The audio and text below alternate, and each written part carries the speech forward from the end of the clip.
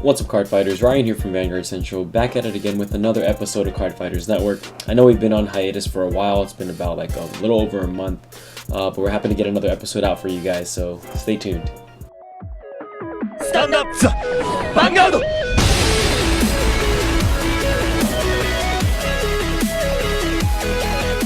Today's episode, we're going to talk a little bit about BUSHIROAD's R&D. R&D, also known as research and development. The most recent BUSHIROAD mistake basically was a new card in Rummy Labyrinth. This was actually a new starter for GRANBLUE. Its name is GUILE Shade. So basically what this card did for the game in a very unhealthy way was that it provided an infinite loop. An infinite loop for GRANBLUE, which basically should never really exist in any card game.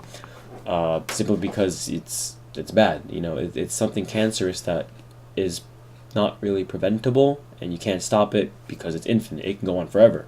And so the first part of the skill about GUILE Shade is not really important just because it has to do with the Night Rose thing, but really the second skill was the thing that made it, like, give it that infinite loop. So this original second skill for GUILE Shade was, as long as it's in the drop zone, you can choose one of your grade 1 or greater rear guards, you rest it, and then you can call him to a rearguard circle as hollowed. And then, so when you hear a skill like that, you think, oh, Night Spinal, Night Crow, Obadiah?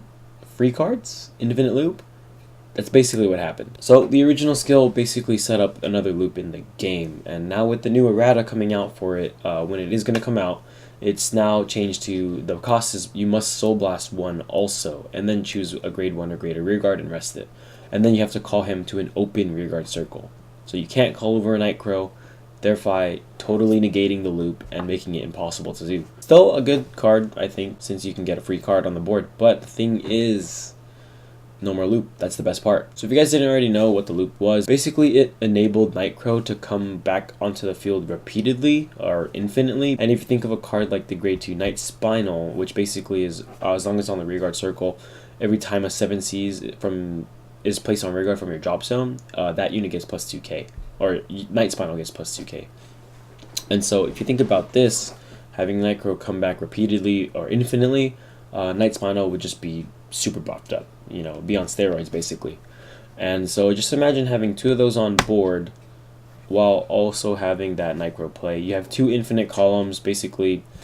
The only thing that can stop it are perfect cards. And if you don't have two perfect cards, then it's instant damage.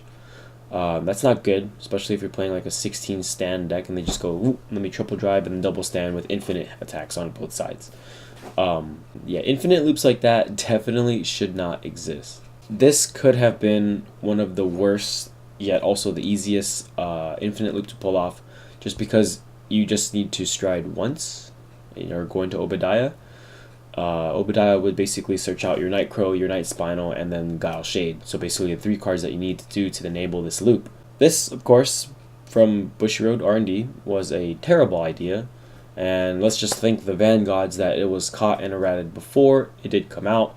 Otherwise we would have seen some really bad stuff. Grade 1 7Cs is already cancer enough. And BUSHIROAD was basically about to give this to GRANBLUE.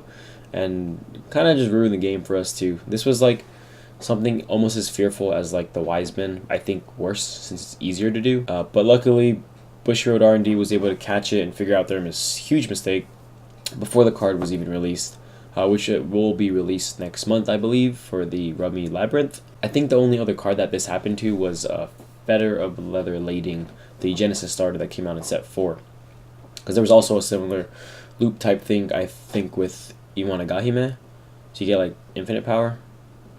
I think it was, yeah, it was with that. It was something like that. But basically, infinite power is just not good.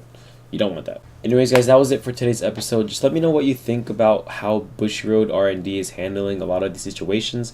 I feel like there's a lot of different cards that they had a lot of, I guess, like potential. I think Mayhem Tiger was kind of a good example of what BUSHIROAD R&D can sometimes do for the game.